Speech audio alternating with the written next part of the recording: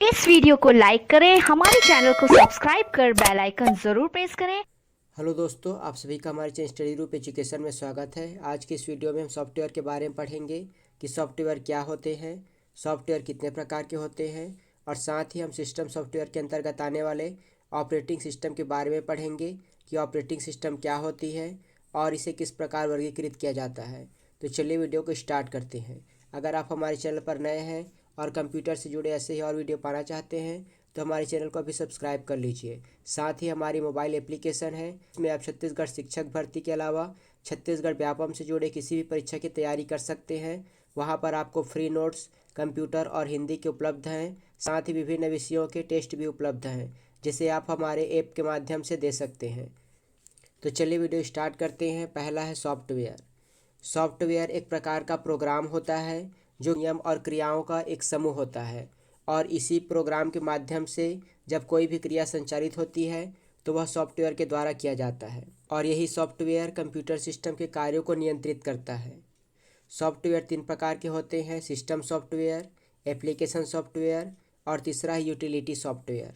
इस वीडियो में हम केवल सिस्टम सॉफ्टवेयर के बारे में पढ़ेंगे। तो चलिए देखते हैं।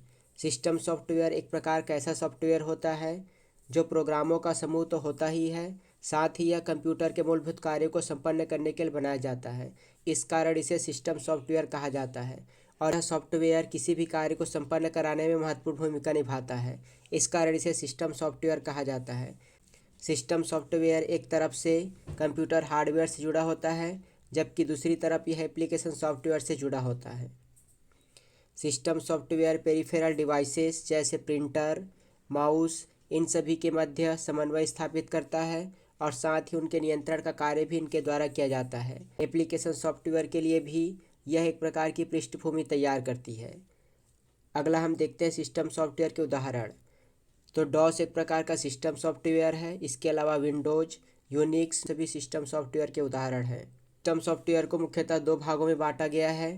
पहला है ऑपरेटिंग सिस्टम सॉफ्टवेयर और दूसरा है language translator software. Operating system software में विंडोज, यूनिक्स, लाइनक्स, जबकि लैंग्वेज ट्रांसलेटर सॉफ्टवेयर का यूज लैंग्वेज को ट्रांसलेट करने के लिए किया जाता है। इसमें मुख्यतः आते हैं कंपाइलर, असेंबलर और इंटरप्रेटर। अगला हम देखते हैं ऑपरेटिंग सिस्टम के बारे में। ऑपरेटिंग सिस्टम प्रोग्रामों का वह समूह है जो कंप्यूटर सिस्टम और उनके विभिन्न संसाधनों के मध्य नियंत्रण का कार्य करता है। यह एक ऑपरेटर के रूप में कार्य करता है, इस कारण इसे ऑपरेटिंग सिस्टम कहा जाता है।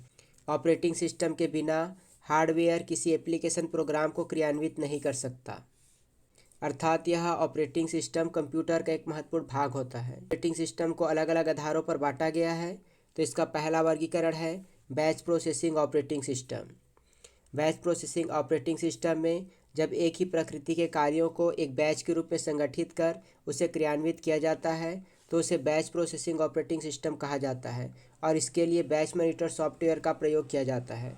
जैसे अगर आप उदाहरण के रूप में देखोगे तो सांख्यिकी विश्लेषण, बिल प्रिंट करना, पेरोल बनाना, ये सभी बैच ऑपरेटिंग सिस्टम के उदाहरण हैं। इनमें समान प्रकृति के कार्यों को क्रियान्वित किया जाता है।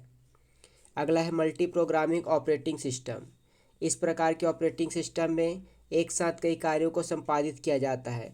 जैसा इसका नाम है मल्टी प्रोग्रामिंग, अर्थात एक साथ यह कई प्रकार के कार्यों को संपन्न करता है। उदाहरण के लिए किसी एक प्रोग्राम के क्रियान्वयन के बाद ही दूसरा प्रोग्राम का क्रियान्वयन आरंभ हो जाता है, तो इसे मल्टी प्रोग्रामिंग ऑपरेटिंग सिस्टम कहा जाता है। अगला है टाइम शेयरिंग ऑपरेटिंग सिस्टम। जैसे इसका नाम है टाइम शेयरिंग, अर्थात यह अलग अलग कार्यों के लिए टाइम को शेयर करता है। इस ऑपरेटिंग सिस्टम में एक साथ कई उपयोगकर्ता होते हैं जिसे टर्मिनल कहा जाता है, और इंटरेक्टिव मोड पर वे काम करते हैं, और जिससे प्रोग्राम के क्रियान्वयन के बाद परिणाम को तुरंत दर्शाया जाता है। प्रत्येक उपयोगकर्ता को संसाधनों का साझा उपयोग करने के लिए कुछ समय दिया जाता है। इसे ही टाइम शेयरिंग ऑपरेटिंग सिस्टम कहा जाता है। अगला है रियल टाइम सिस्टम। इस ऑपरेटिंग सिस्टम में निर्धारित समय सीमा में परिणाम देने को महत्व दिया जाता है। इस ऑपरेटिंग सिस्टम का प्रयोग उपग्रह का संचालन, हवाई जहाज का नियंत्रण, वैज्ञानिक अनुसंधान आदि में किया जाता है। तो इसे रियल टाइम ऑपरेटिंग सिस्टम कहा जाता है।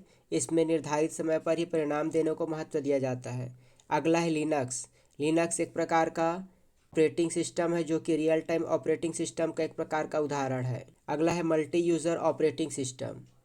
इस ऑपरेटिंग सिस्टम का उपयोग नेटवर्क से जुड़े कंप्यूटर सिस्टम में किया जाता है और कई उपयोगकर्ता एक साथ एक ही डाटा का उपयोग कर सकते हैं, तो इसे मल्टी यूज़र ऑपरेटिंग सिस्टम कहा जाता है। अगला है embedded operating system.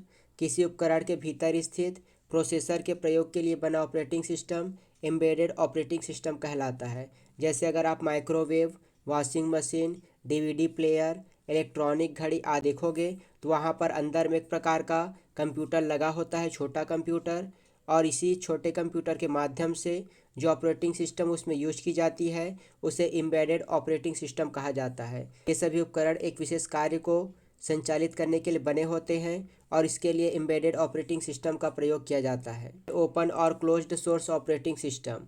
Open source operating system में सॉफ्टवेयर का कर्नेल या सोर्स कोड सबके लिए उपलब्ध होता है और कोई भी अपनी आवश्यकता अनुसार इसमें परिवर्तन कर सकता है, तो इसे ओपन सोर्स ऑपरेटिंग सिस्टम कहा जाता है। लिनक्स एक प्रकार का ओपन सोर्स ऑपरेटिंग सिस्टम है, जबकि विंडो एक प्रकार का क्लोज्ड सोर्स ऑपरेटिंग सिस्टम है। तो ये हुआ सॉफ्टवेयर के बारे में, और हमने पहला देखा कि सिस्टम सॉफ्टवेयर क्या होते हैं और उसके अंतर्गत आने वाले ऑपरेटिंग सिस्टम क्या हैं। अगर आपको वीडियो अच्छी लगी होगी और आगे भी ऐसे और वीडियो पाना चाहते हैं तो हमारे चैनल को अभी सब्सक्राइब कर लीजिए।